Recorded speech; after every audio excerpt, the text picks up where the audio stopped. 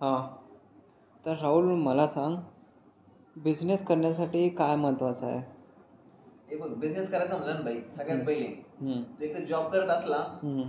तर जॉब चालू ठेवायचा सगळ्यात पहिले. हम्म. डायरेक्ट बिझनेस सुरू करायचा नॉलेज नाहीये, काही नाही, डायरेक्ट चालू करायचाच नाही कधी. अच्छा. तो जो जॉब चालू आहे तो जॉब चालू ठेवायचा. प्लस जो बिझनेस करायचा सगळ्यात पहिले त्याचे तुझे टार्गेट्स गोल सगळे डिफाईन पाहिजे. सगळ्यात पहिले तुला जो बिझनेस करायचा तू सर्च कर, जे काय करायचं तुला ते अनालिसिस कर, जे करायचं ते कर. तुझं एकदा डिसाईड झालं तर हा बिझनेस करायचा आहे, बरोबर. आणि तो बिझनेस असं रिलेटेड असला पाहिजे की त्याच्यात तू करू शकतो. असं नाही की तू असा पॉईंट निवडलाय की त्याच्यात तुला नॉलेजच नाहीये आणि तू बिझनेस करायला चाललाय त्याच्यामध्ये. मग ते असं होईल की डायरेक्ट सुरू केलं आणि पहिले याच्यातच तो बंद पडेल 90%. तर तू सिलेक्ट केला की तुला जे नॉलेज आहे ऑलरेडी, तू बिझनेसला टॉपिक सिलेक्ट केला आणि त्याच्यानंतर त्याला तू पूर्ण एक तुझा रोड मॅप तयार करशील की ते अचीव्ह करण्यासाठी मला काय काय गोष्टी कराव्या लागतील. की सगळ्यात पहिले तुला स्किल कमी असेल तुझ्या त्या बिझनेसची, तू स्किल गेन अप करशील. दुसरी गोष्ट काय आहे, तुला कॉन्टॅक्ट असतील तर ते कॉन्टॅक्ट बनावं लागतील. तू या गोष्टी जॉब चालू ठेवून सुद्धा करू शकतो. एवढे आता लॅपटॉप्स आहे आपल्याकडं, लॅपटॉपचा यूज करून तू त्याच्यावरती तुझं वर्कआउट चालू करू शकतो. त्याचे प्रेझेंटेशन तयार करून ठेवू, त्याचे एस्टिमेशन तयार करून ठेवू, बरोबर. आता तू असं म्हणशील यार जॉब करतोय मग मला पैसा नाहीये किंवा माझ्याकडे आणखीन काय म्हणतात त्याला, आता जॉब करतो पैसा कमवतो तर बिझनेस करतो, असं काही नाहीये. सगळ्यात पहिले जॉब करता करता तू हे सगळं हळूहळू तुझ्या ज्या बिझनेस करा त्याच्या मागे लागतो, हळूहळू वर्कआउट चालू कर त्याच्यावर, राईट. जर तू जसं काय आता एखादं सॉफ्टवेअर शिकवायचं तुला बिझनेस कर त्याच्यामध्ये, तर तुला सॉफ्टवेअर आलं पाहिजे, तुला वेगवेगळे सॉफ्टवेअर शिकवता आले पाहिजे. त्याच्यानंतर तू त्यासाठी लागणारे काही रिसोर्स असतात, वेबसाईट असते, ती वेबसाईट तयार करायची असते, वेबसाईट तयार कर. ओके. ब्रँडिंग कशी करायची ते पण स्टार्ट कर. त्याच्यानंतर तुला जो बिझनेस करायचा आहे तो कोणत्या ना कोणत्या फील्डशी रिलेटेड असेल, त्या फील्डच्या लोकांशी कॉन्टॅक्ट करणं चालू कर. त्यांना कॉन्टॅक्ट करून त्यांच्याशी जॉईन होता येते का तुला, एक पार्ट टाइम म्हणून, एक साइड बाय साइड म्हणून सुट्टीच्या दिवशी तू जाऊन त्यांच्याशी कॉन्टॅक्ट करू शकतो, माहिती घेऊ शकतो किंवा त्यांच्यामध्ये तू डायरेक्ट इन्व्हॉल्व होऊन जा.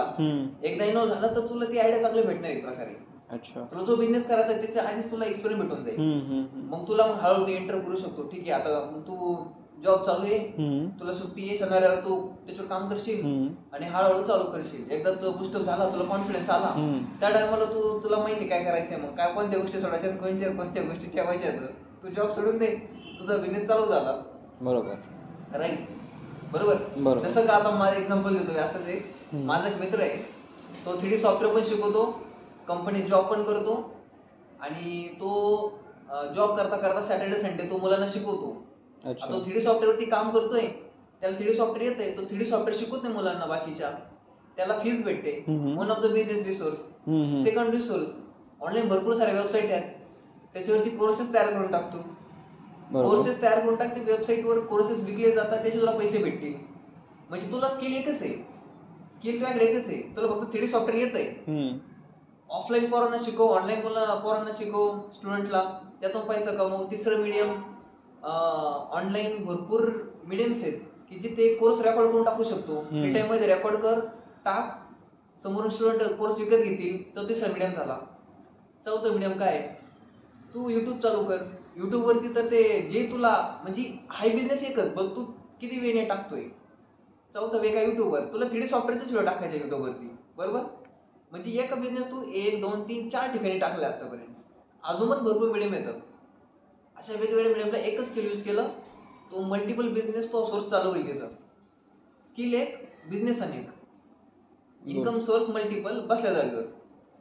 मग हे आहे, तू जॉब करता करता करू शकतो. अशा गोष्टी आहेत. तुला तो काय नाही क्रॉस क्वेश्चन आहे का याच्यावरती? नाही, विचारू शकतो रे उद्या.